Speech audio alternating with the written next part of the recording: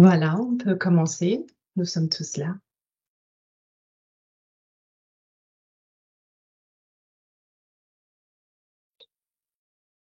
Bonjour à tous. Merci d'être venus. Bienvenue dans la présentation de la base de données sur le drainage agricole en France.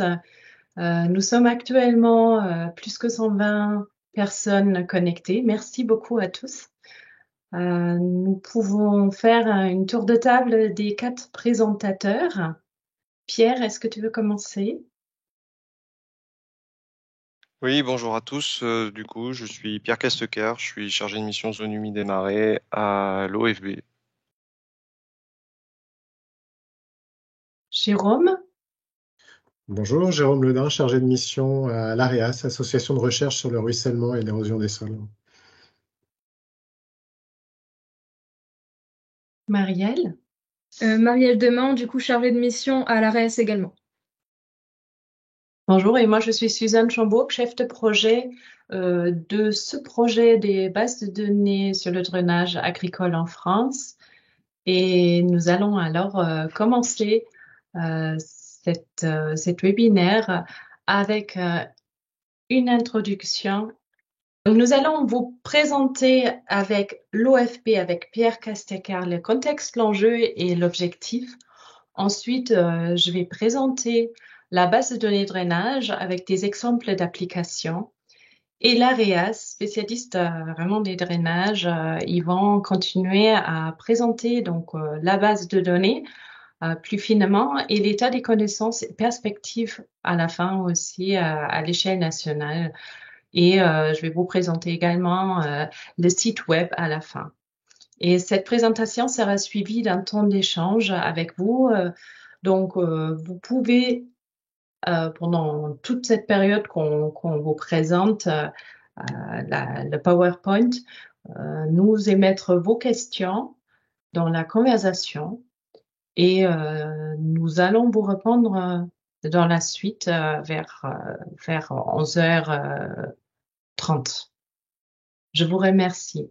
Cette réunion se terminera à midi. Donc là, la présentation dure à peu près la moitié du temps ou un petit peu plus. Et ensuite, vous pourrez, on va vous répondre à vos questions.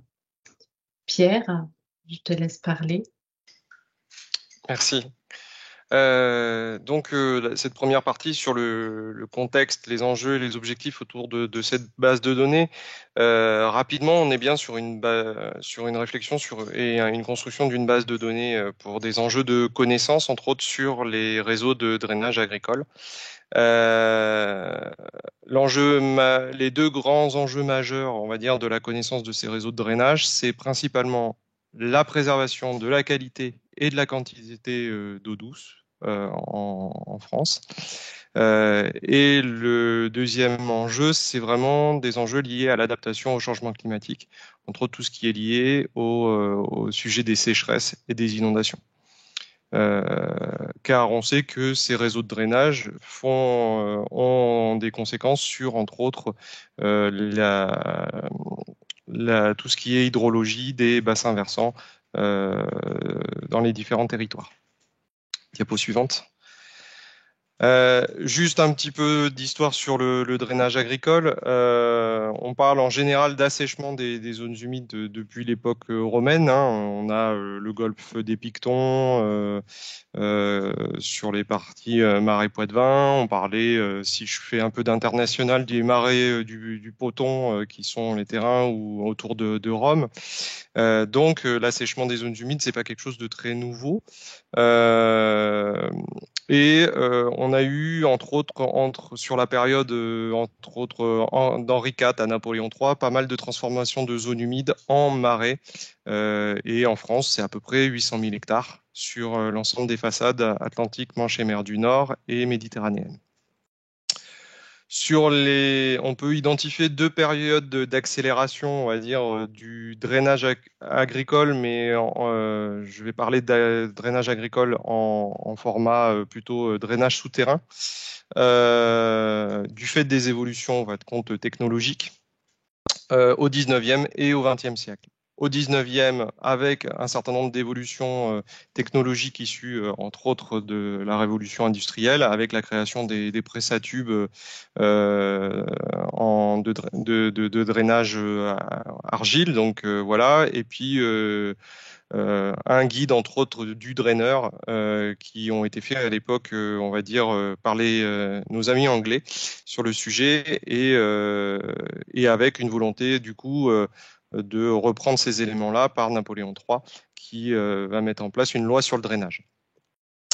Donc ça a eu un effet sur un certain nombre de territoires et donc mais encore, on va dire, peu visible en fin de compte par rapport à ce qui va arriver au XXe siècle, avec entre autres tout ce qui est développement de machines de drainage par canalisation en 1940, et puis 1960, les premières charrues mécaniques pour la pose de tubes de drainage en PVC, entre autres. Et puis, à partir de 1963, vraiment la dernière loi drainage qui va passer sous De Gaulle, qui va avoir pour conséquence une véritable accélération de l'activité de drainage par tube au niveau national.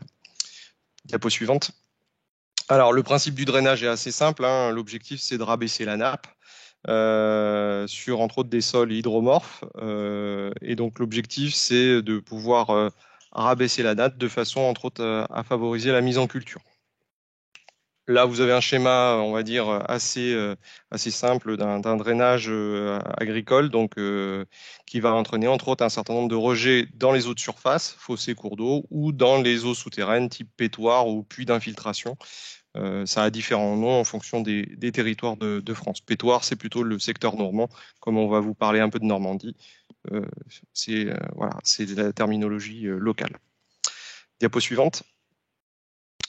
Pour l'instant, en termes d'informations sur le drainage, on avait une source d'information qui était issue d'une enquête décennale, donc qui était issue du service des statistiques, en fin de compte, du ministère de l'Agriculture, qu'on appelle l'Agrest. Et jusqu'en 2010, on avait une tendance de l'évolution de la SCAU drainée au fil du temps, c'est-à-dire les agriculteurs déclaraient ce qu'ils avaient à chaque enquête, tous les 10 ans. Il a noté qu'à partir de 2020, la dernière enquête ne traite plus du sujet du drainage agricole, donc ce qui veut dire qu'on ne peut plus suivre le sujet drainage par cette enquête décennale. Et puis, il y a quelques années, en 2015, le ministère en charge de l'agriculture avait mandaté, entre autres, IRSTEA, qu'on appelle maintenant INRAE, pour faire une évaluation, en fin de compte, de la pertinence de cette enquête décennale sur le sujet drainage agricole. Et il en ressortait que ça mettait en lumière un écart assez important entre les surfaces déclarées et les surfaces réellement drainées dans les différents territoires. Diapo suivante. Alors là, on vous a mis juste les chiffres qu'on avait issus donc de deux démarches d'enquête différentes. Donc une issue des enquêtes faites entre autres par Semagref, INRAE, IRSTEA, INRAE, qui mettait en avant entre autres une accélération dans les années entre 70 et 92 du drainage agricole en France. Et puis au fur et à mesure une diminution des surfaces drainées en termes, on va dire, d'enquête auprès des différents acteurs, CUMA, Chambre d'agriculture, conseils départementaux, à l'époque les DDEA, donc les directions qui avaient qui faisaient de la maîtrise d'ouvrage sur ces sujets-là de l'État. Et puis on vous a mis à peu près les chiffres qui nous remontaient des différentes enquêtes Agrest au fur et à mesure, donc le cumul, donc on serait à peu près autour pas loin des 3 millions d'hectares de drainage en France, à peu près 2,8 millions, 3 millions d'hectares drainés, d'après les enquêtes de l'Agrest. Donc, juste pour vous donner à peu près une idée des résultats issus plutôt de l'Agrest, puisque c'est ce qu'on a de plus représentatif, on va dire, pour l'instant, en termes de tendance au niveau des différents territoires. des surfaces drainées, vous avez à peu près une idée des territoires, régions et départements qui ont fait l'objet qui ont les surfaces les plus importantes en fait compte drainées en France. Donc ça vous donne une petite idée. Ces deux représentations différentes des territoires qui, donc par canton sur la partie de droite et par département sur la partie de gauche. Voilà. Et donc l'objectif de la base de données, du montage de cette base de données nationale, je collecter la plupart des données qui sont disponibles dans les territoires. À l'heure actuelle, l'information nationale n'est qu'une estimation et issue d'enquêtes. Et du coup, par rapport à ces éléments-là, on sait que principalement, la majorité des données sont dans les services de l'État, les conseils départementaux, les chambres d'agri et les EPAGE. Là-dessus, nos partenaires de l'AREAS reviendront sur ces éléments-là et on sait qu'une partie d'entre eux sont en format plutôt papier. Donc, la base de données nationale sur le drainage agricole en France a pour vocation d'avoir des éléments pour mieux comprendre le fonctionnement des écoulements de l'eau dans les bassins versants, entre autres du fait de l'évacuation rapide de ces eaux vers l'aval. Et donc, également un enjeu aussi bien de qualité que de lutte contre le changement climatique, entre autres l'impact des sécheresses et l'impact des inondations. Et puis pour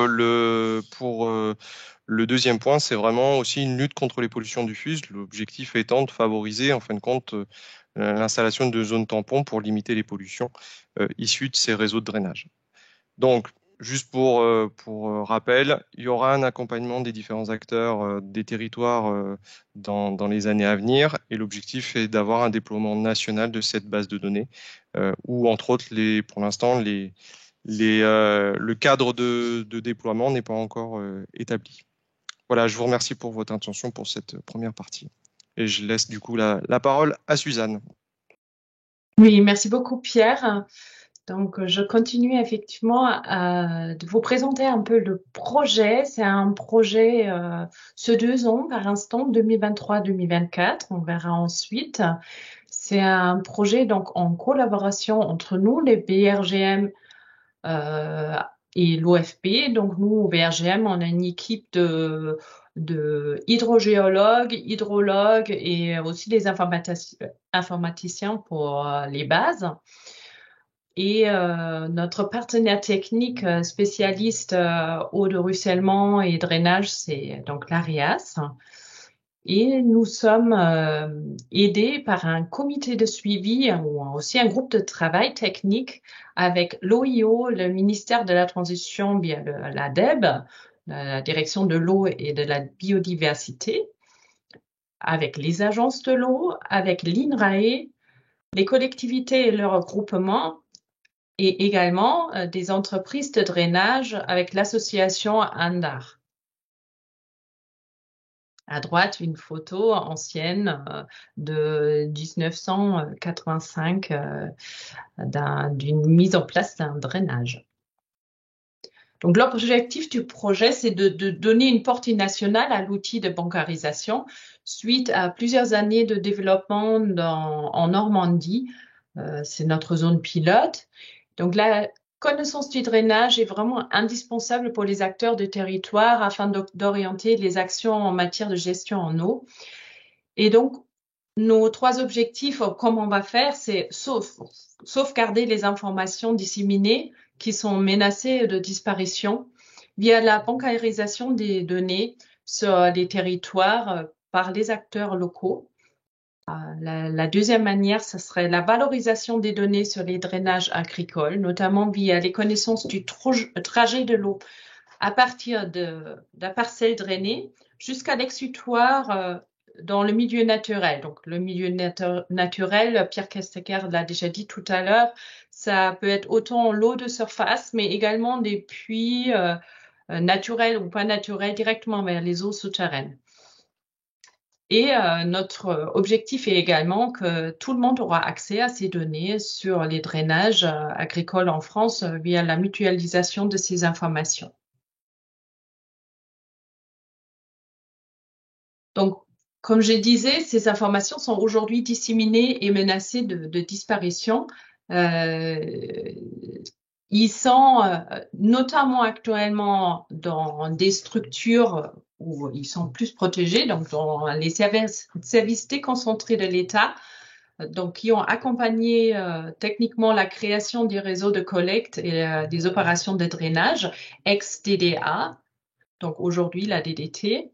Les collectivités qui ont financé le drainage, notamment le Conseil général dans le temps, qui est aujourd'hui le Conseil des départements.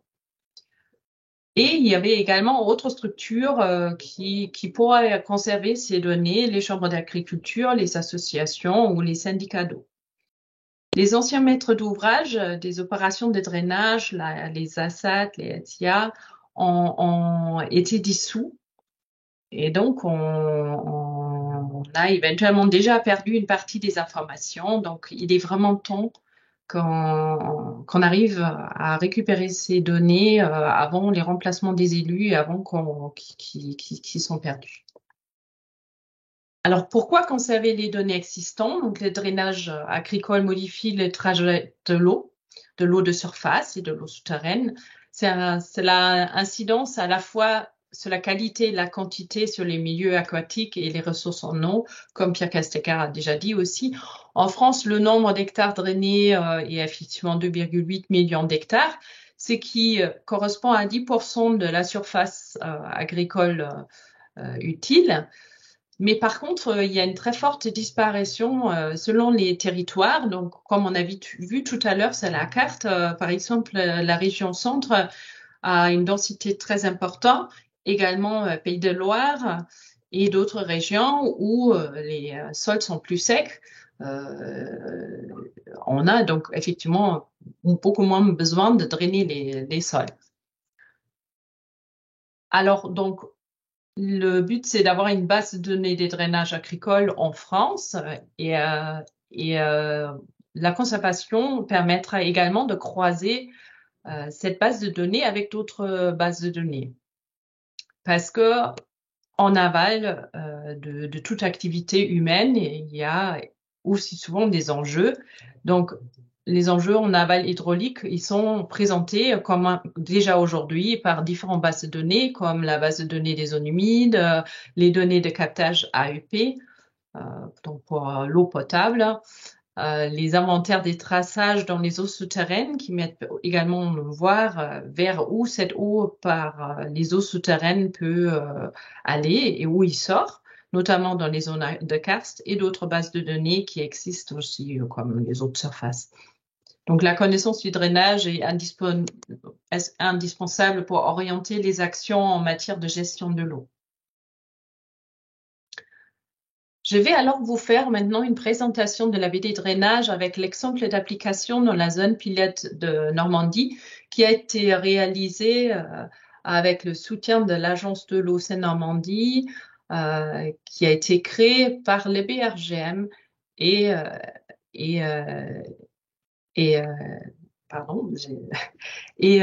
Jérôme Ledin qui est présent aujourd'hui.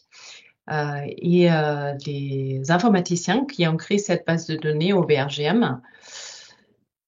Les dispositifs de saisie et de la consultation de données sont donc un site internet qui s'appelle http://bddrainage.brgm.fr où les données peuvent être saisies. Ensuite, ils sont stockés dans la base de données PostgreSQL et ils sont mis à disposition actuellement pour tous les données saisies dans cette zone de pilote, donc sur le CIGES Seine-Normandie brgm.fr.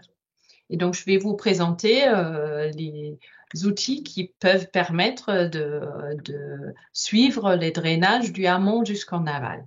Donc ici, vous êtes à gauche sur le CIGES Centre, sur la partie de accès cartographie, donc depuis le CIGES.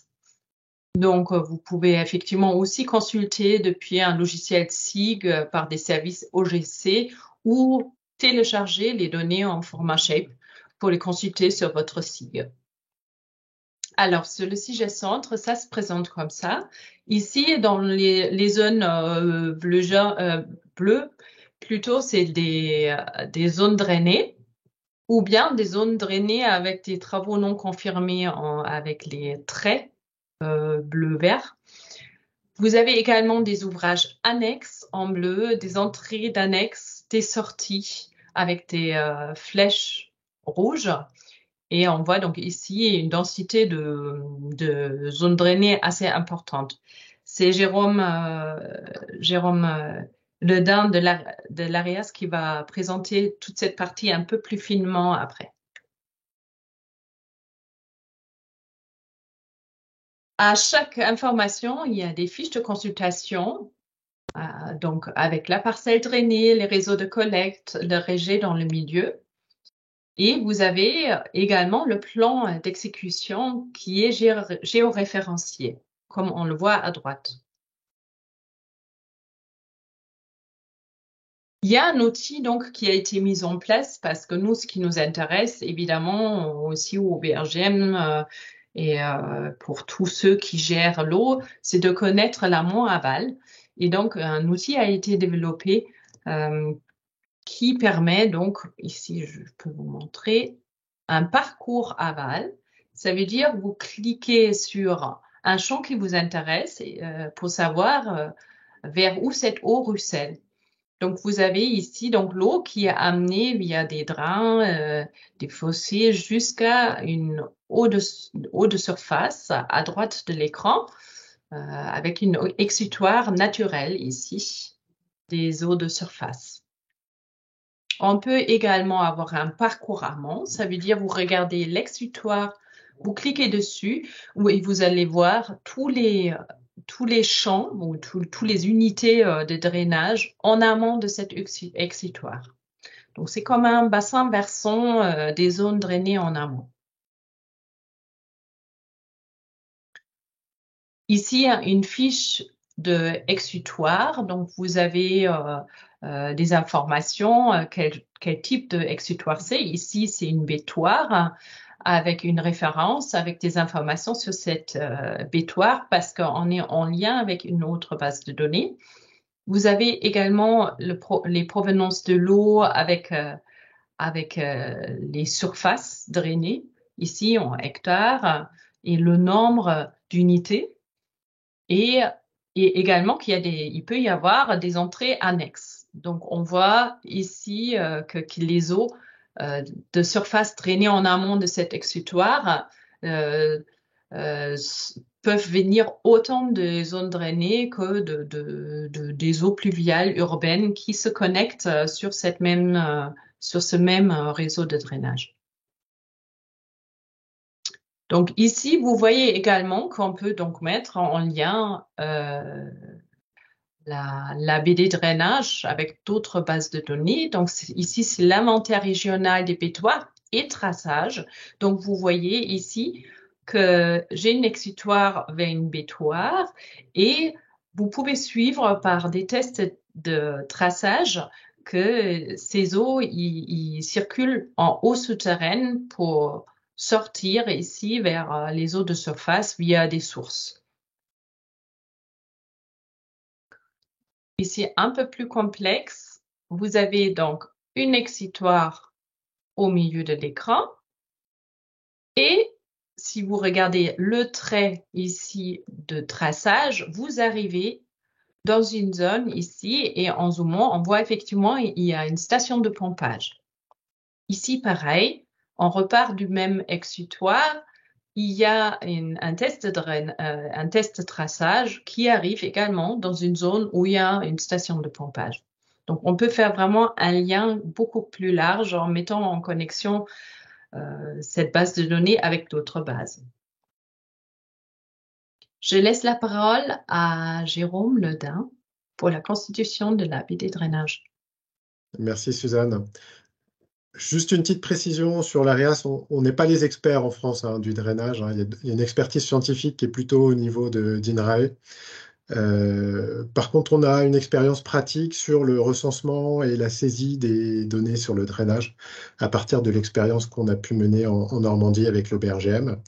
Donc, je vais vous présenter la manière dont on a constitué la base de données drainage par rapport à à ce qu'on a pu observer dans notre région. Il peut y avoir des petites spécificités locales, mais on est plutôt ici sur du drainage par tuyaux enterrés. Donc vous voyez sur le schéma voilà, un dessin d'une parcelle drainée avec les fils de drain et les collecteurs internes à la parcelle. Cette parcelle les eaux de drainage de cette parcelle vont se rejeter dans un réseau de collecte qui peut être à ciel ouvert ou enterré, et qui va aboutir à un exutoire vers le milieu naturel, en surface ou en souterrain.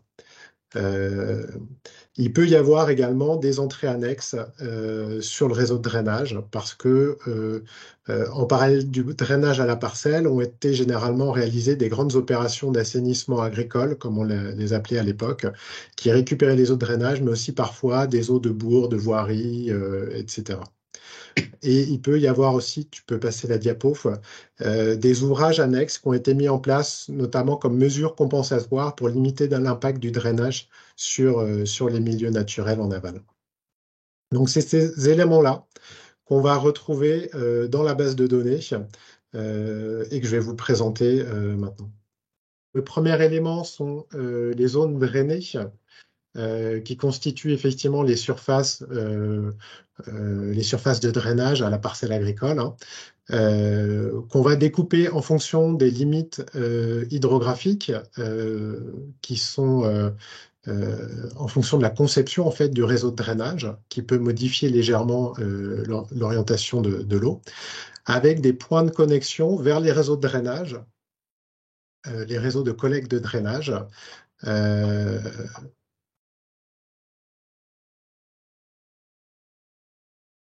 donc, on indique les points de sortie et donc on peut avoir un découpage des zones drainées en plusieurs unités drainées en fonction des points de sortie du drainage pour une même zone drainée.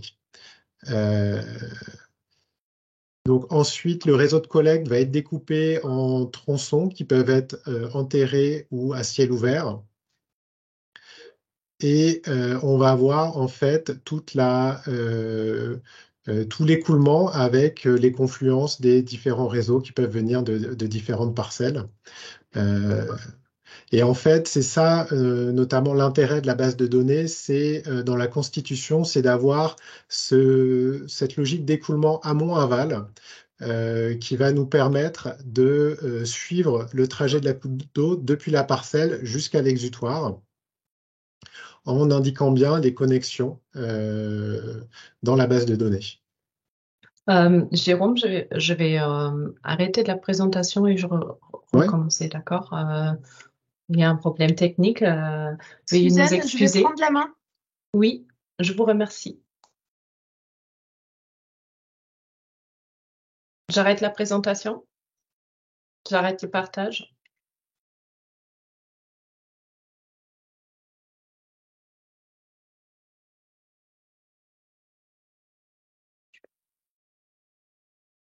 Voilà, donc ça, c'était les zones drainées avec le découpage et les différents points de sortie des différentes zones drainées.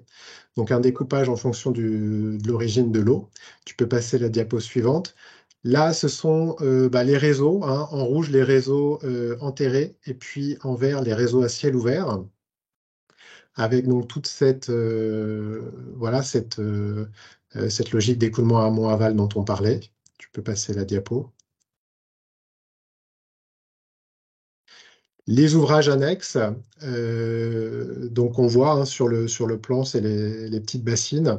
Enfin, je devrais peut-être pas utiliser ce terme-là, mais voilà, les petits bassins qui ont été dessinés, qui servent de mesures compensatoires au drainage et qui vont limiter les débits de rejet dans les réseaux et plus tard dans les milieux naturels. Je peux passer.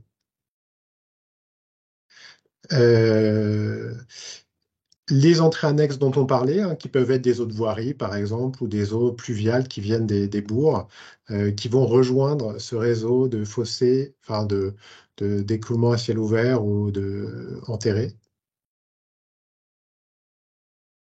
Et puis, pour terminer, les exutoires. Donc, on va caractériser les exutoires du réseau de drainage, que ce soit en surface ou en souterrain. Donc, on va avoir, comme je le disais, toute cette logique d'écoulement depuis la parcelle jusqu'à l'exutoire et on va pouvoir, comme Suzanne vous l'a montré précédemment, retracer le parcours de l'eau depuis l'amont vers l'aval ou dans l'autre sens. Voilà, je ne vais pas rentrer dans le détail de cette diapo, mais on a un certain nombre d'informations qui sont bancarisées pour chaque type d'objet. Des informations techniques sur les niveaux, les diamètres, etc. Et puis des informations aussi administratives sur les maîtres d'ouvrage, les dates des travaux, etc. Qui nous permettent aussi de caractériser la fiabilité de la donnée en fonction du niveau de plan dont on dispose. Par exemple, savoir si on a des plans de récollement, on va être sûr que les travaux ont été réalisés. Si on a des plans d'avant-projet, ce n'est pas forcément le cas. Et puis, en fonction de la date de réalisation, on va avoir aussi l'âge du drainage. Voilà, j'ai terminé pour cette partie-là. Je vais passer la parole à ma collègue Marielle sur l'enquête qu'on a faite auprès, voilà, je pense que vous êtes un certain nombre à avoir aujourd'hui avoir répondu à cette enquête, donc on va vous présenter quelques premiers résultats. Oui, donc l'objectif du projet, la première partie, c'était un peu de faire un état de connaissance au niveau français. Donc, comme Jérôme l'a dit, Nolwenn, tu peux passer à la diapo suivante. On a réalisé une enquête et donc vous avez sans doute dû la recevoir effectivement sous format Google Form. Donc l'objectif c'était un peu de savoir quelles étaient les données disponibles sur le drainage, euh, qui détenait la donnée, les utilisateurs potentiels aussi de cette base de données, qui pouvaient être intéressés et qui pouvaient être intéressés pour l'agrémenter et pour la remplir. Nolwenn, tu peux passer la diapo suivante. Donc pour cela, on a envoyé l'enquête donc à plus de 1000 adresses mail de mai à septembre. Donc vous avez peut-être fait partie de plusieurs envois.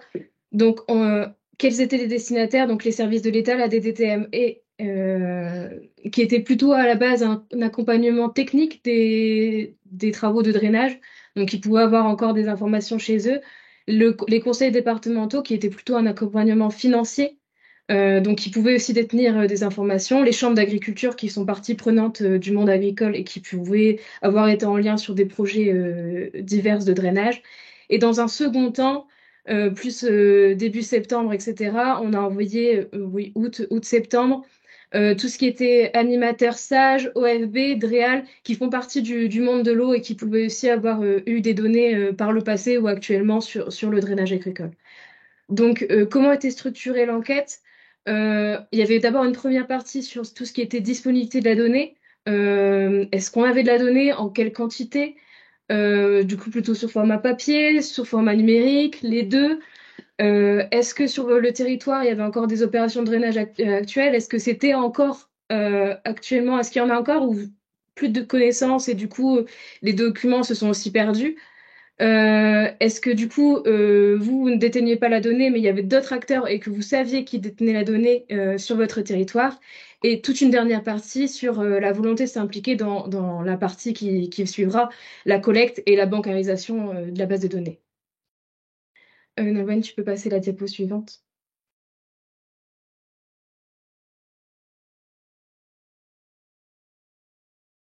Donc là, ça va être la première partie, là, un peu les résultats. Donc tous les résultats qu'on va vous présenter ont été au 23 octobre. Après, là, il faut savoir qu'à ce jour, on a 183 réponses, donc c'est assez fidèle à ce qu'on a aujourd'hui.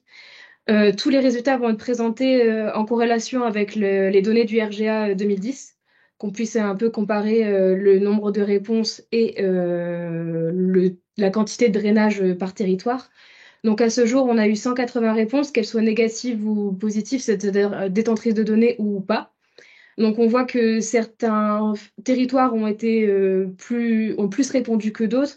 On est arrivé jusqu'à une quantité de 7 réponses de structures identiques ou pas. À savoir qu'on a envoyé sur plusieurs services, parfois sur une même structure qui pouvait être détentrice de la donnée. Donc c'est pour ça que parfois sur une même structure, ils ont répondu plusieurs fois. Donc voilà. Diapo suivante.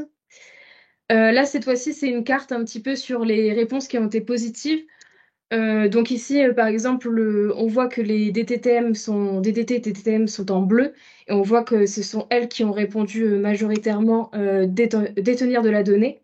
Cependant, on voit aussi qu'en fait, il y a une grande diversité de structures qui peuvent détenir de la donnée. Donc rapidement, la CUMA, le conseil départemental, la DRAF, la chambre d'agriculture, des syndicats mixtes, parfois plusieurs syndicats mixtes sur un même territoire, l'OFB, le conservatoire d'espaces naturels ou alors des EPCI ou encore des associations environnementales diverses et variées en fonction du territoire considéré.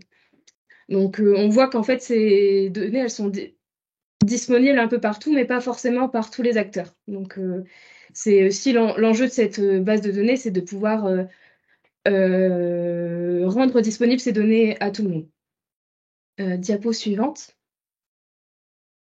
Donc ensuite, une des parties qui nous intéressait aussi, c'était de savoir un peu quel était le type de format. Pierre l'a dit au début, effectivement, il y a quand même beaucoup de données qui sont en papier et qui du coup ne sont plus forcément utilisées, qui sont dans des armoires, etc., et qui risquaient un peu d'être perdues.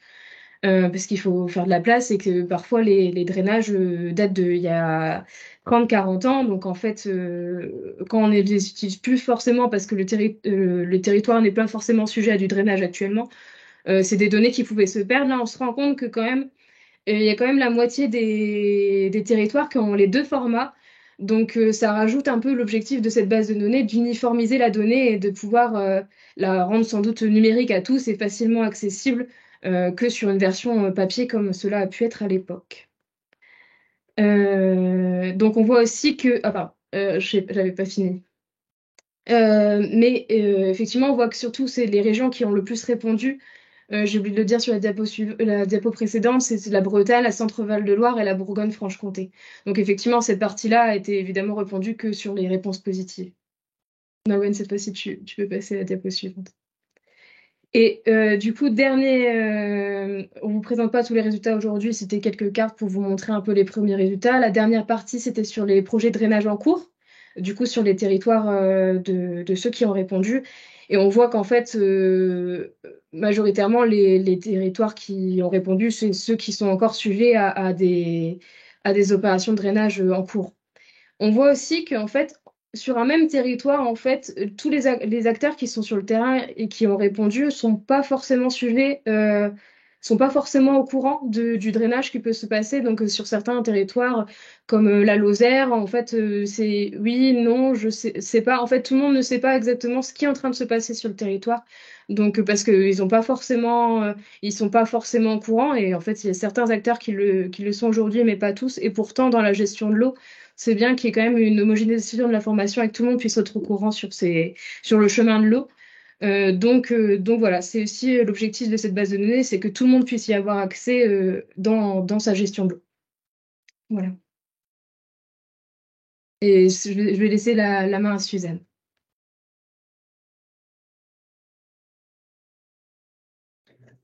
Merci beaucoup pour cette présentation. Donc, on va continuer avec 3 slides sur les perspectives à l'échelle nationale. Effectivement, on va continuer cette enquête en 2024, notamment avec les organismes qui pourraient avoir ces informations complémentaires qui étaient peut-être renseignées via cette première phase d'enquête. Et on espère aussi avec ce webinaire ou une autre webinaire plus tard, cela pourrait vous motiver de répondre. Je vous remercie. 18 et d'autres départements qui ont dit sont motivés de répondre. C'est le but aussi de cette webinaire. Il faudra qu'on adapte cette base de données qui a été créée à la base pour la région Normandie pour qu'elle soit aussi fonctionnelle à l'échelle nationale. Il faudra qu'on la mette à jour. L'informatique est très rapide et donc une base qui a été créée en 2015 est aujourd'hui déjà un peu ancienne. Donc il faudra qu'on adapte et qu'on l'actualise. Et on va également s'atteler à identifier les acteurs locaux dans les zones pilotes qui souhaitent et qui sont susceptibles du coup d'être accompagnés dans la bancarisation et la prise en charge des données. Et on pourrait se déplacer l'année prochaine dans 2-3 régions avec des personnes qui ont les données pour les former et pour faire des tests de bancarisation. Donc, n'hésitez pas également de vous faire connaître. On a effectivement pensé au centre Val-de-Loire, Pays de Loire, pourquoi pas le Nord aussi, si dans le Nord il y a beaucoup de drainage, si il y a des personnes qui souhaitent participer, c'est avec grand plaisir. Et donc, on va mettre en place une mécanique d'animation et de formation aussi des acteurs locaux dans la suite. La diapo suivante, s'il te plaît. Dans le cadre de ce projet, nous avons créé un premier site web BD Drainage, version 1. On va au fur et à mesure adapter cette site ensemble avec l'OFP et l'AREAS. Et donc ici, on voit la première page d'accueil avec la description du projet. La diapo suivante, s'il te plaît. Vous avez une partie, vous pouvez cliquer dessus où vous avez donc plus d'informations encore sur le projet national. Il y a au milieu la partie base de données qui décrit bien les champs, le fonctionnement, les liens vers les manuels, donc toutes les documentations qu'on a déjà aujourd'hui grâce au projet pilote Normandie sont accessibles via ce bouton de la base de données. Elle va être mise à jour également avec la centrification qu'on fait en ce moment. C'est le système de mettre tous ces mots dans un dictionnaire et mettre en place vraiment une base de données pour tous. Et à droite, on peut accéder à la région pilote Normandie avec les CIGES Centre, avec les outils que je vous ai présentés juste avant. La diapo suivante, s'il te plaît. Et une dernière partie que je souhaite vous montrer. Donc là, on a une partie de actualité que vous pourriez suivre, comme le webinaire qu'on a présenté via ces actualités. Le premier retour de l'enquête que Marielle vous a présenté. Le webinaire qui a eu lieu, le premier webinaire à la fin du projet de Normandie qui a été présenté. Donc, au fur et à mesure, on va compléter ce site avec les actualités. Voilà, le prochain diapo. On a fini. Donc, on est à 11h18. Donc, nous avons du temps maintenant pour répondre aux questions et réponses. Et je remercie Marielle d'animer cette partie et de nous présenter les questions qui arrivent. Et n'hésitez pas de mettre vos questions via la conversation, s'il vous plaît. On vous répond si on peut.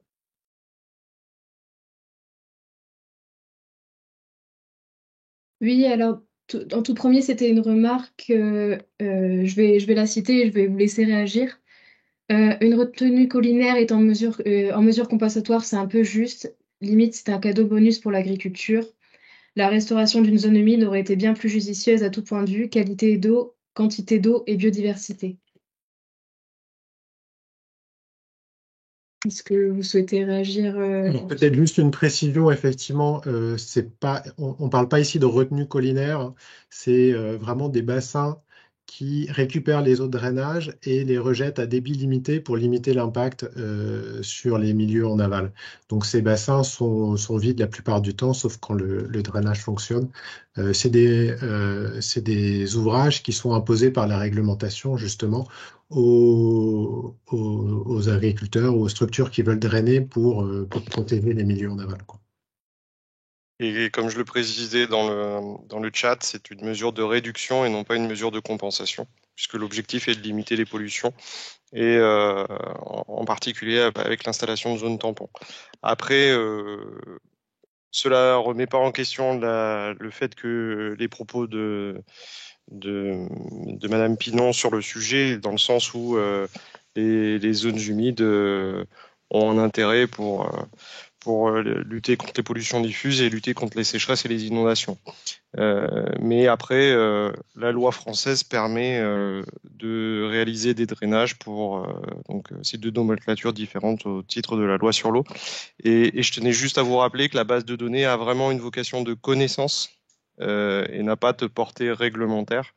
Euh, et l'objectif est bien de comprendre comment fonctionnent en fin de compte et comment évoluent les réseaux on va dire la ressource en eau sur les différents bassins versants. Voilà. Ensuite, il y avait quelqu'un qui s'étonnait effectivement du peu de surface drainée dans les Bouches-du-Rhône, alors que sa fédération compte au moins 45 000 hectares de surface drainée. Du coup, la question c'était comment apporter des compléments par département. Effectivement, je l'ai remis dans la discussion, mais je le reprécise à l'oral. J'ai remis l'enquête qui est toujours ouverte. Vous pouvez nous indiquer si vous détenez de la donnée ou si vous connaissez une structure qui en détient. Et n'hésitez pas donc à y répondre pour qu'on puisse à terme vous contacter pour que, surtout si vous êtes volontaire, pour bancariser la donnée. Pierre, tu peux peut-être parler de l'Agreste, comment ils ont recueilli toutes ces informations. Il manquait peut-être des réponses. Alors, l'objectif de la Grèce, c'est un questionnement une fois tous les 10 ans de l'ensemble des chefs d'exploitation à l'échelle nationale. Après, je rentrerai pas dans le détail de comment ont été calculées les choses et comment a été structurée l'enquête, mais l'objectif était de savoir de combien de la SAU étaient concernés par un drainage souterrain ou des fossés. Voilà, c'était ce qui était en général établi. Après, on sait qu'il y a une marge de manœuvre entre les deux, entre ceux qui veulent vraiment dire ce qu'ils ont et puis ceux qui font un peu de rétention d'informations. Voilà. Mais ça, c'est à peu près comme toute enquête qui peut exister à l'échelle nationale sur ces sujets-là. Après, ça nous donne quand même des tendances de savoir quand même les territoires qui ont fait l'objet le plus de drainage. Et il ne faut pas oublier que jusque dans les années 2000, c'était aussi sur des financements État que ça se faisait. Voilà. Dans les années 2005-2009, c'était encore les quelques collectivités qui assuraient encore des financements sur le sujet. Maintenant, l'activité de drainage ne fait plus l'objet de financement public. Et donc, juste pour préciser, la limite de ces données agrestes, c'est qu'on n'a pas la localisation exacte du drainage, on n'a pas les plans de fonctionnement du drainage, et c'est pour ça qu'on a besoin d'éléments plus précis à travers cette base de données qu'on va aller chercher dans les archives des opérations passées. Voilà. Alors peut-être on peut parler aussi, Jérôme, c'est très intéressant le travail que vous avez fait. Vous avez trouvé déjà des données qui ont été intégrées dans des SIG sur des cartes numériques. Par contre, ce qui était intéressant dans ce projet en Normandie, qu'on va continuer au niveau national, c'est qu'en plus, il y a l'aspect du amont-aval. Ça veut dire cet aspect de bassin versant drainé en amont d'un exutoire. Tu peux en parler un peu, Jérôme? Oui, bah, c'est un peu ce que j'ai essayé d'expliquer effectivement quand j'ai présenté la structuration de la base de données, hein. C'est que on ne se contente pas juste de localiser les zones drainées, mais on bancarise aussi le fonctionnement hydrologique du drainage de l'amont vers l'aval. Et donc, ça donne véritablement une plus-value pour les collectivités, puis les acteurs plus généralement en charge de la gestion de l'eau et des milieux aquatiques, quoi. Par contre, si vous avez des cartes numérisées, ça serait une information de très grande valeur, évidemment, qui pourrait être repris ensuite par ceux qui vont faire la valorisation des données cartes. Et ça serait une bonne base, évidemment. Donc, surtout, toutes les données que vous avez, gardez-les bien au chaud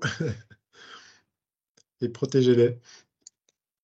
Il y avait également un point sur du coup les archives, les données qui avaient été exportées aux archives départementales. Si vous êtes au courant que ces données-là ont été exportées aux archives, merci de nous l'indiquer.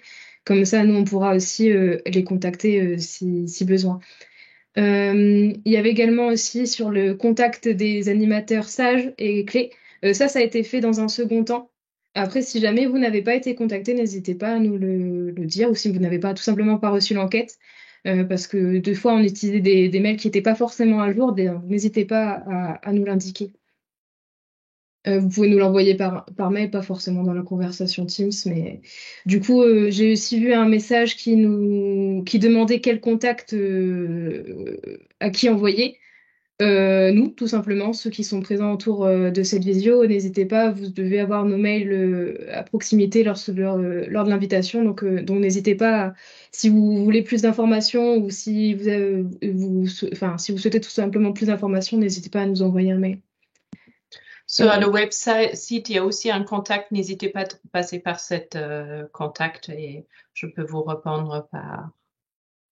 Ça arrive directement sur ma boîte BD Drainage et je transmettrai ensuite, selon la question, à l'ARIAS ou l'OFP où nous on essaie de répondre directement avec le BRGM.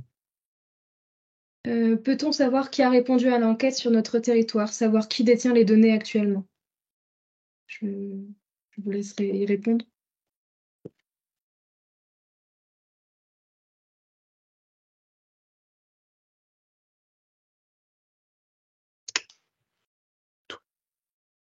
En fait, c'est tout le travail d'enquête qu'on a mené avec Marielle pour localiser les données sur le drainage, hein.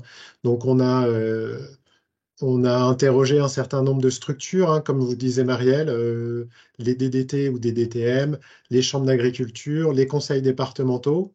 J'ai vu aussi quelqu'un interroger sur les sages. Effectivement, on a fait passer, notamment via les réseaux OFB, auprès des sages et des acteurs de gestion de l'eau, l'enquête. Donc, on a eu un certain nombre de retours. On n'a pas forcément identifié tout le monde. Si vous avez connaissance comme le disait Marielle à l'instant, hein, de structures qui ont des données, etc., n'hésitez pas à nous en faire part, soit directement, soit via l'enquête, quoi. J'ai vu qu'il y avait des questions sur l'articulation de différents projets d'acquisition de données Oui, sur les zones humides. par rapport à la cartographie nationale Oui. des zones humides, qui est une démarche de prélocalisation de ces milieux-là et qui qui sont en fin de compte des projets, on va dire, complémentaires les uns des autres, mais pas obligatoirement à mettre en concurrence là-dessus. Pareil que les informations, entre autres, collectées dans le cadre du réseau partenarial des données sur les zones humides, qui est la base de données nationale sur les milieux humides en France, qui est gérée à l'heure actuelle par le Forum des Marais Atlantiques en coopération avec l'OFB, avec les agences de l'eau et un certain nombre de collectivités territoriales. Tout ce qu'on a pu cartographier sur, entre autres, les casiers hydrauliques en marais littoraux sont des informations complémentaires qui pourront être croisées avec la base de données de drainage, mais en aucun cas, ça sera intégré dedans. Ça sera des données qu'on pourra mettre en lien, mais pas obligatoirement. Comme le disait Suzanne, l'objectif, c'est la base de données, elle identifie un certain nombre d'éléments, aussi bien des fossés que des zones drainées, ou par tuyau ou par fossé, hein. L'objectif qui est derrière, c'est de pouvoir le croiser avec d'autres bases de données liées à l'eau ou naturalistes, ou même liées à l'urbanisme, hein, pourquoi pas. Mais c'est un outil parmi d'autres, quoi. Voilà. C'est pour ça qu'on passe également ce travail avec l'OIO par une centrification qui est vraiment le garant de seulement créer des champs qui n'existent pas dans d'autres bases de données déjà, qui pourraient être connectés ensuite pour avoir ces informations. Il y avait aussi du coup une question sur les moyens collectés pour les informations sur la gestion de l'eau auprès des agriculteurs propriétaires fonciers. Ça, c'est pas nous, on fait uniquement au niveau des structures d'État, etc. Pas au niveau des agriculteurs propriétaires fonciers. Il faut le préciser. L'objectif déjà de cette base de données, hein, c'est déjà d'essayer de bancariser toutes les données d'archiver sur les drainages existants. Après, avoir effectivement pour aller plus loin, mais c'est pas l'objectif principal de la base de données, quoi. Il y a ensuite une remarque. Dans le cadre du déploiement à l'échelle nationale, il y en a fait une priorisation à établir.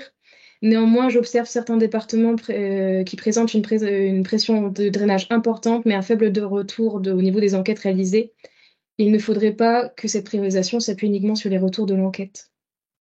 Je vous laisse peut-être commenter. Alors, une autre précision peut-être, ici la base de données, l'objectif c'est de vous fournir un outil voilà, de bancarisation des données. Par contre, effectivement, et bon, je vais peut-être laisser l'OFB et BRGM compléter là-dessus, ce sont les acteurs locaux qui vont faire la bancarisation. Donc, on va s'appuyer sur vous en fait hein, pour venir bancariser ces données, du moins les structures qui sont en capacité et qui ont la volonté de mener ce travail, quoi. Sachant que c'est quand même un travail voilà, assez important. Et comme le disait Jérôme, on est vraiment sur des acteurs. Pour l'instant, l'idée, c'est de remonter les données d'acteurs publics qui gèrent des territoires et pas d'aller voir chaque agriculteur ou autre. Il pourra y avoir des démarches territoriales, mais qui n'est pas du ressort de la base de données nationale sur ce sujet-là. Voilà. Après, Donc, l'objectif, c'est un accompagnement vraiment par des formations de façon à vous permettre d'intégrer aussi les données sur cet outil national. Et bien sûr, quand on a des données numériques, c'est nettement plus facile que quand on a des données papier, on ne va pas se leurrer. Et donc, il y aura des échanges avec, entre autres, les différents acteurs qui voudront bien être moteurs. Bien sûr, il y a des territoires qui sont peut-être où l'activité de drainage est encore présente et où, on va dire, on a un peu de remontée de l'enquête, hein. On va pas se leurrer, voilà.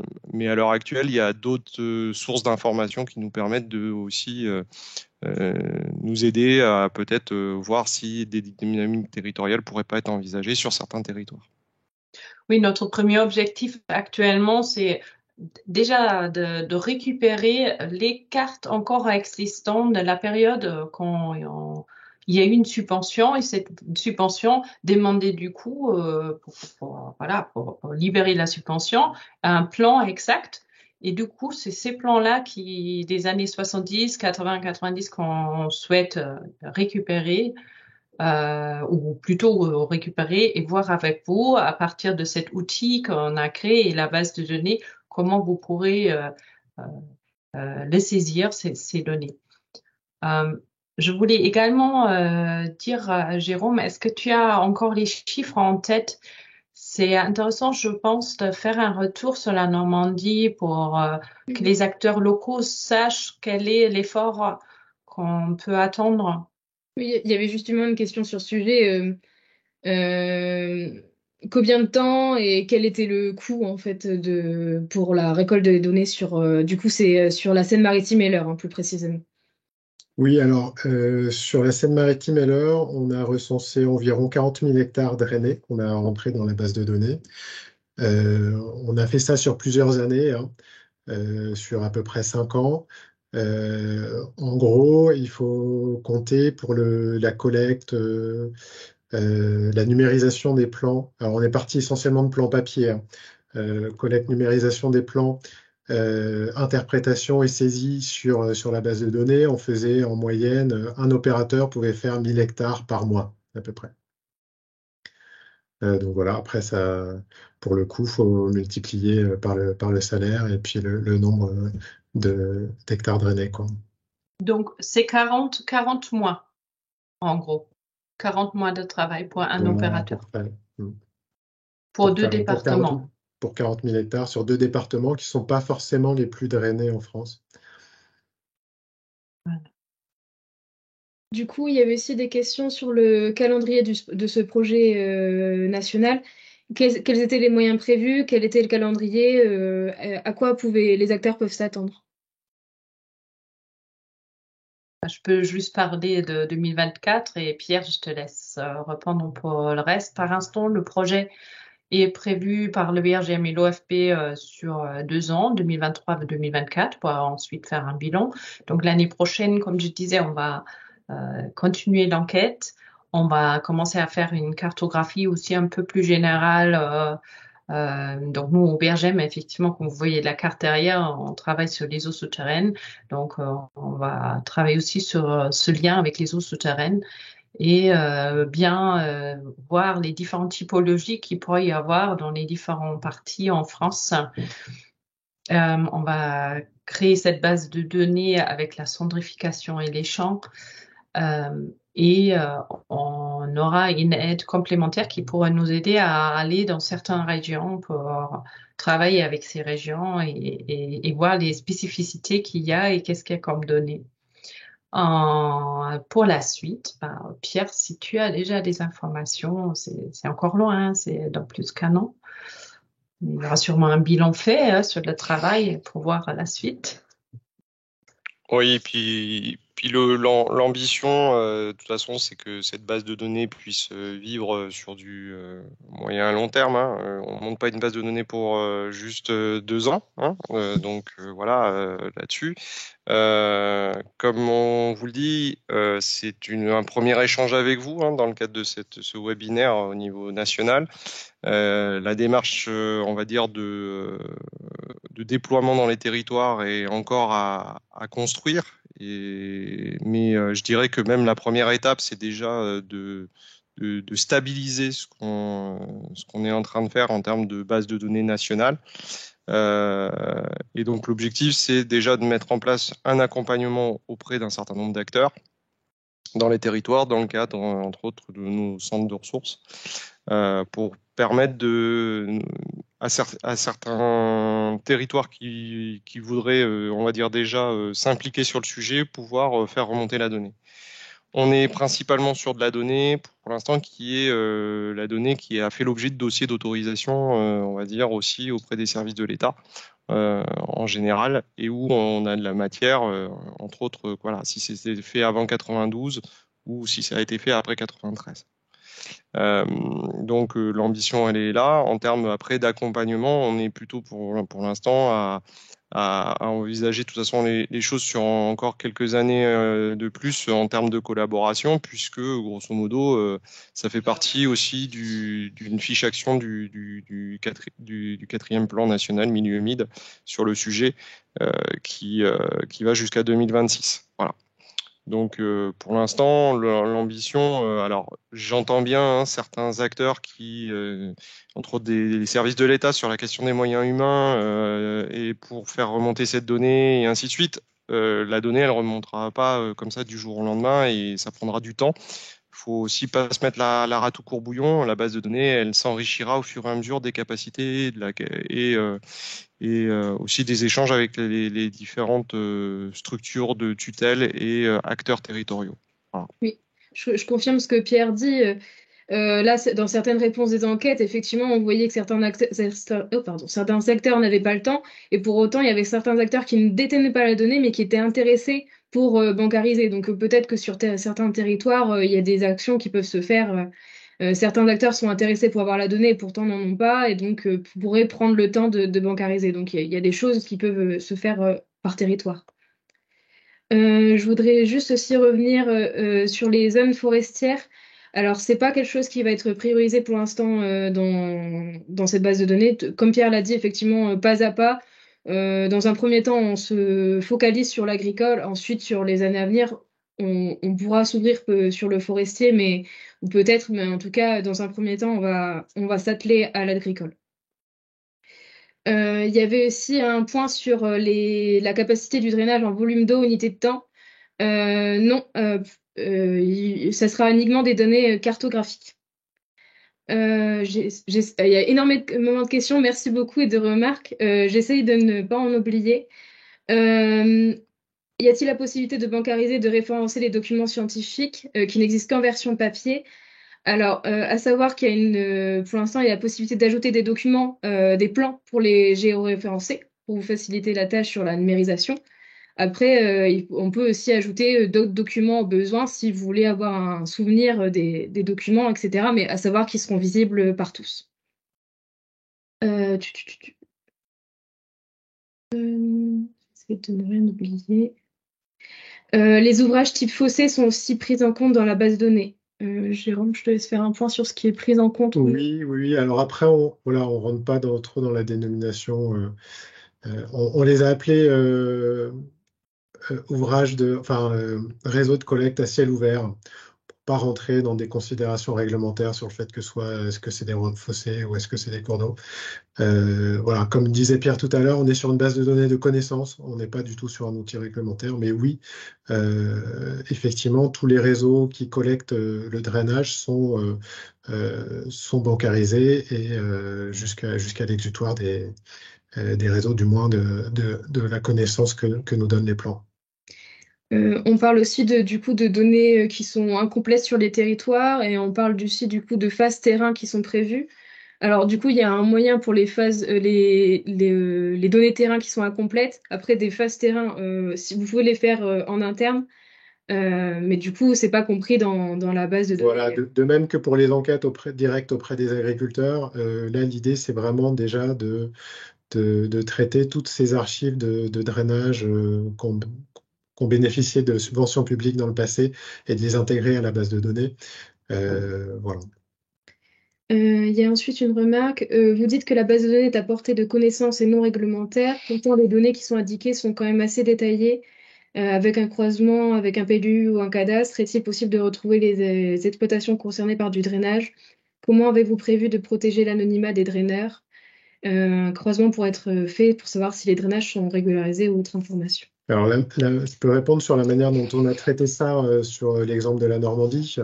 On a récupéré effectivement des plans qui mentionnaient des données personnelles sur les exploitants, les propriétaires, etc. On a anonymisé les plans, donc on a masqué tous ces noms avant de les numériser pour pas avoir d'informations personnelles dans la base de données, sachant qu'on met à disposition les plans numérisés dans la base de données, comme vous l'a montré Suzanne tout à l'heure. Voilà, donc toutes ces informations personnelles sont masquées. Peut-être un élément par rapport à la seule partie qui peut être, on va dire, identifiée, c'est surtout la structure qui a fourni les données, qui sera visible du fait du centre, puisque pour intégrer de la donnée, il faut être identifié.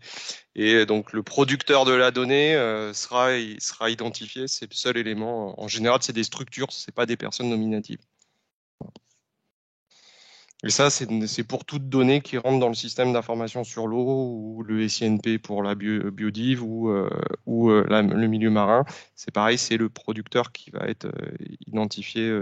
C'est un élément de base pour comprendre la traçabilité de la donnée. Voilà. Mais l'objectif, c'est principalement de faire remonter les drainages, les drainages qui ont fait l'objet d'autorisation par les services de l'État à l'échelle nationale.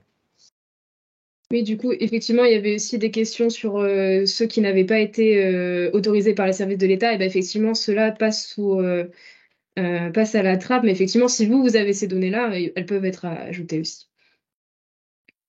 Mais pour l'instant, on va prioriser ceux qui sont autorisés et dont il est possible d'avoir des informations facilement.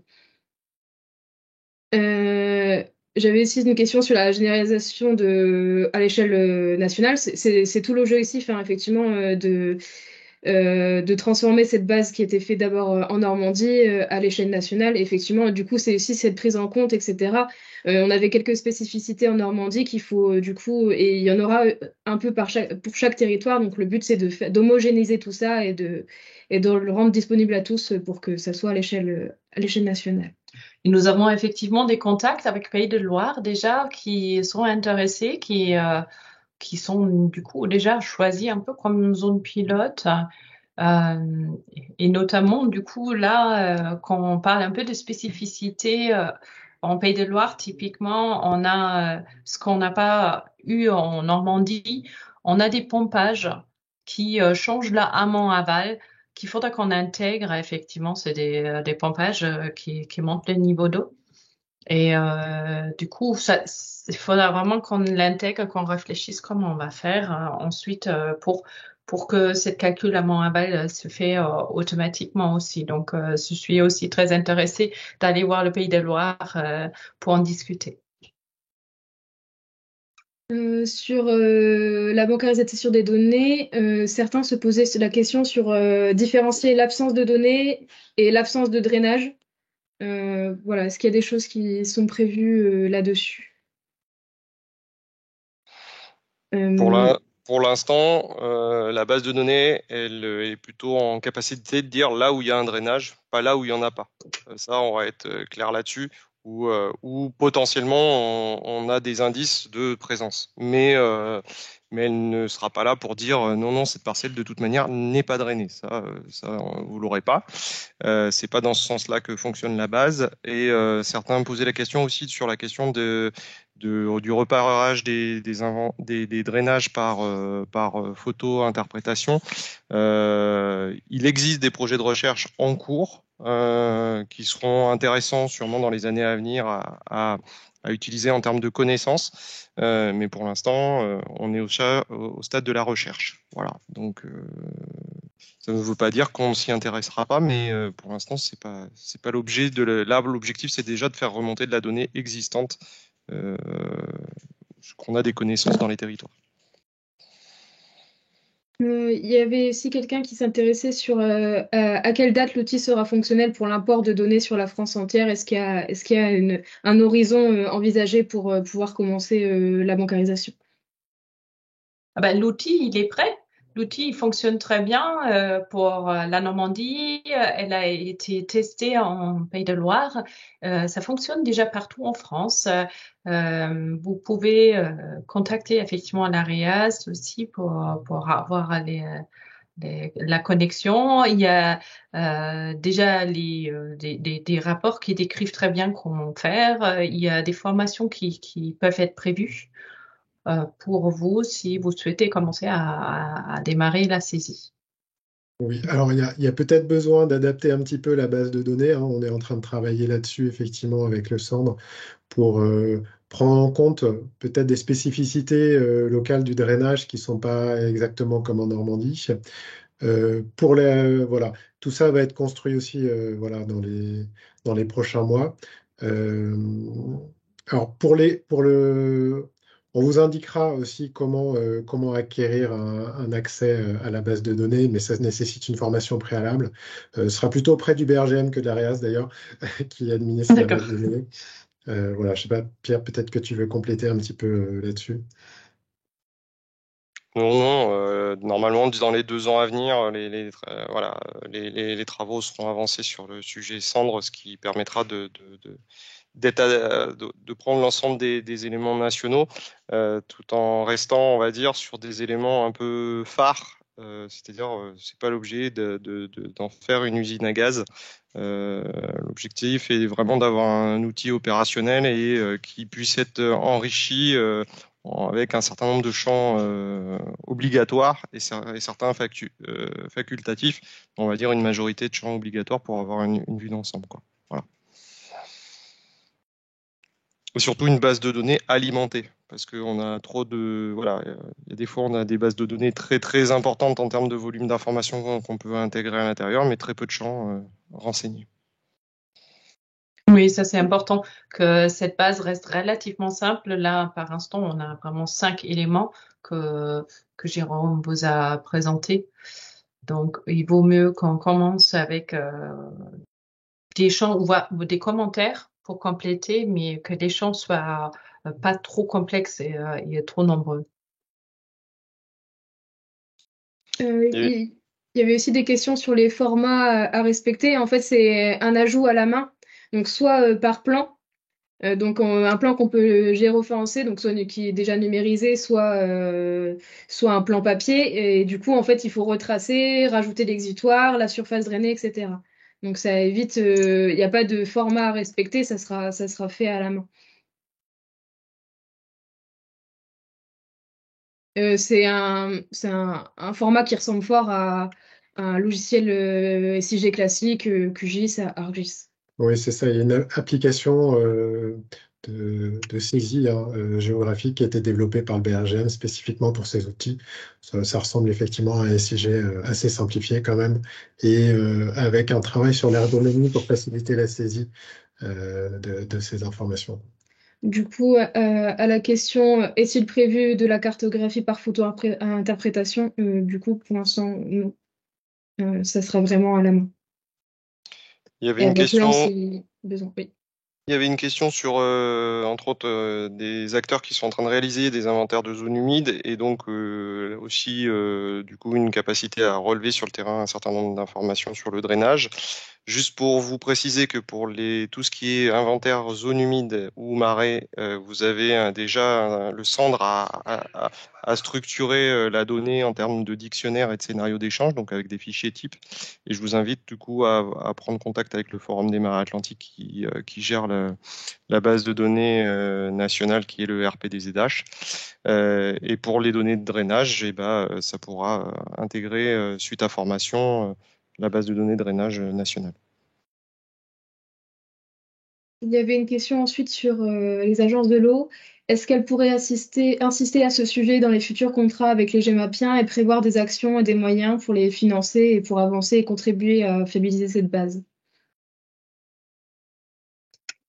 Je ne fais pas parler à la place des agences, mais il me semble qu'il y en a quelques-unes dans la visio euh, à échanger avec nos ministères de tutelle sur le sujet.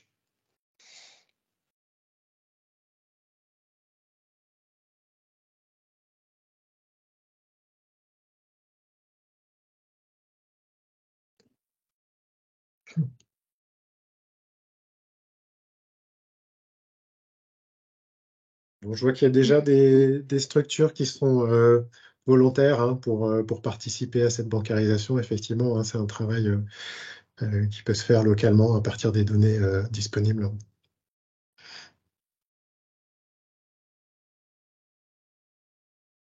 La DDT s'est exprimée également. Les DDT sont gestionnaires de données de drainage historique et en cours, on observe que certains n'ont pas fourni leurs données et sont un véritable manque pour l'étude. Oui, effectivement, nous, notre premier travail, c'est déjà de voir d'intégrer vraiment les données existantes avec vous, avec les plans existants. Après, dans un deuxième temps, effectivement, vous pourrez comparer avec ce que vous avez et on pourrait comparer avec d'autres données, effectivement plus régaliennes. Mais nous, on est vraiment là pour tout ce qui est connaissance, donc les données existantes qu'on peut avoir avec vous et dans lesquelles on pourrait vous accompagner pour les intégrer dans la base.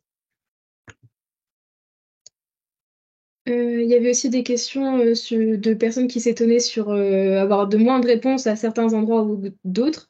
Les envois ont été faits de la même façon pour tout le monde avec les services concernés des différentes structures que je vous ai présentées, qui vous ont été présentées au début. Si effectivement il y a moins de réponses, c'est que des personnes ont moins répondu. Ça vient pas de l'envoi de l'enquête. Après, il est possible que des fois, quand on a pris certaines adresses mail qui étaient peut-être plus anciennes ou plus à jour, ça a pu jouer aussi, mais c'est surtout soit un manque de réponse, parce que soit il n'y a pas moins de drainage, et du coup moins de personnes concernées, ou tout simplement moins de réponses pour diverses raisons. On n'a pas forcément pu identifier hein, la raison dans certains secteurs pourquoi il n'y a pas de réponse, alors que on sait par ailleurs qu'il y a du drainage. Voilà, si vous avez des informations, voilà, on est intéressé. Hein, comme c'était mis dans le fil de conversation, hein, l'enquête est toujours ouverte, donc c'est toujours possible de venir compléter ces informations ou nous indiquer par mail des acteurs à contacter, quoi. Et nous pourrions relancer, si tous ceux qui n'ont pas répondu en 2024, on pourrait les relancer, effectivement.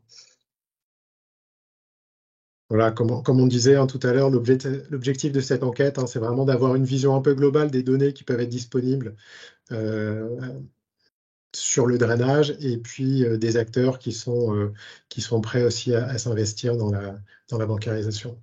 Du coup, à ce sujet, il y avait aussi une question sur est-il possible de dissocier les détenteurs de la donnée et ceux qui vont la bancariser si dans le cas où c'est pas les mêmes?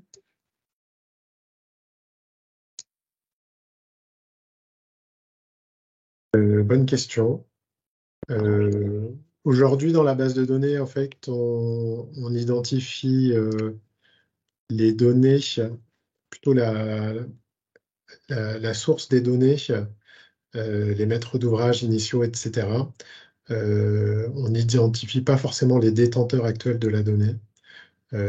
Ça peut être un point de réflexion, hein, du groupe de travail autour de l'adaptation de la base de données. Est-ce que cette information est importante à conserver ou pas?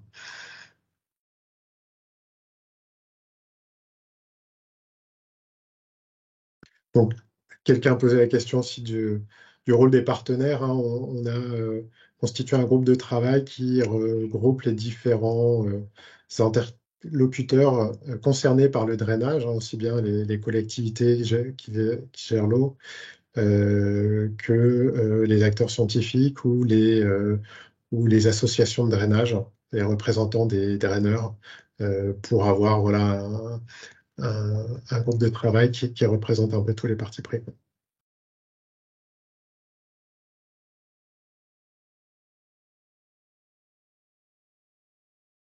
Il y avait aussi une question sur le seuil de déclaration de loi sur l'eau.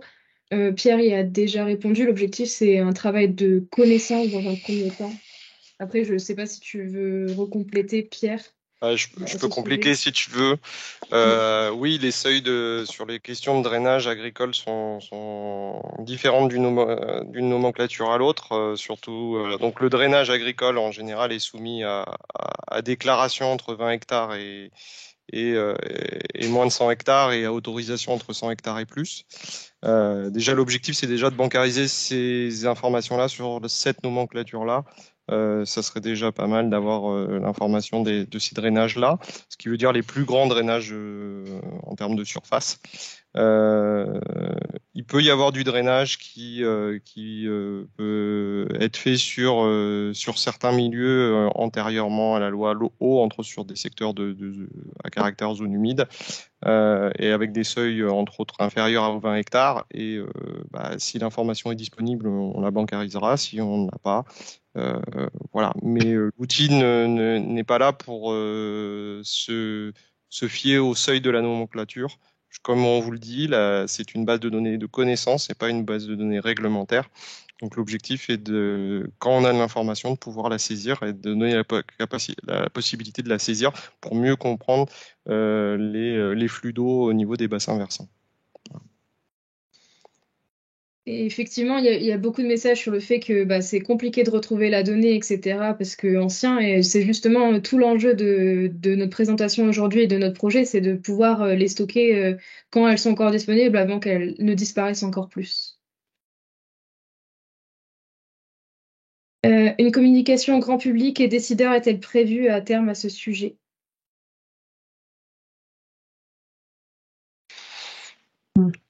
Pour l'instant, c'est un outil technique, donc l'objectif, c'est déjà de l'alimenter. On peut communiquer sur les choses quand on a déjà pas mal de matière à présenter. Là, on a quand même déjà 2 départements, donc on a un peu de matière à présenter. On verra pour l'instant, tout reste à faire. Pour l'instant, les centres de ressources de l'OFB se mobilisent là-dessus pour diffuser l'information auprès des professionnels. Après, au niveau des décideurs et autres, des échanges avec le ministère de l'Environnement et de l'Agriculture sera nécessaire. Donc, je ne m'engagerai pas sur ce sujet-là. Voilà. Et il y avait une question aussi par rapport aux associations syndicales autorisées.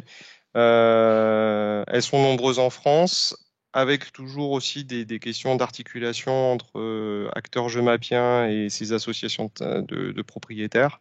Ils ont de la donnée pour certains, d'autres, c'est pareil, c'est perdu. Et là-dessus, ces acteurs-là seront sollicités, mais par le biais des structures sûrement jeumapiennes ou étatiques sur le sujet. Voilà. Mais c'est pas du ressort pour l'instant de la base du national d'aller animer ces acteurs-là. On pourra les informer, mais ça n'ira pas plus loin que ça.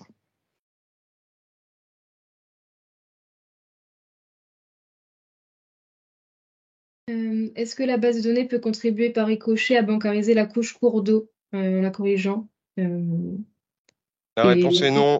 Mm. La réponse est non. Comme on vous dit, c'est pareil avec les plans d'eau, c'est pareil avec les zones humides et les marais, c'est pareil avec les travaux sur cours d'eau. Elle n'a pas vocation et on se garde bien de savoir, comme dit Jérôme, si c'est un cours d'eau, un cours d'eau ou un fossé. Dans la base de données, c'est un réseau de collecte ou un exutoire, mais pour l'instant, la base n'a pas vocation à rentrer en, en complétude, on va dire, des différents X cartes de cours d'eau de France. Voilà, je pense qu'on a fait le tour des questions.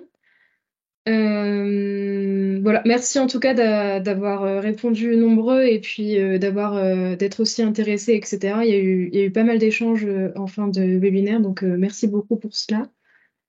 Euh, voilà, je ne sais pas si vous voulez dire un mot de la fin sur Suzanne, peut-être? Tu as coupé ton micro. Ouais, coupé, oui. Merci à tous pour votre participation. Merci aussi à Céline Novak qui a répondu à beaucoup de questions par écrit. Merci beaucoup Céline Novak de l'OFP qui était présent sans être affiché.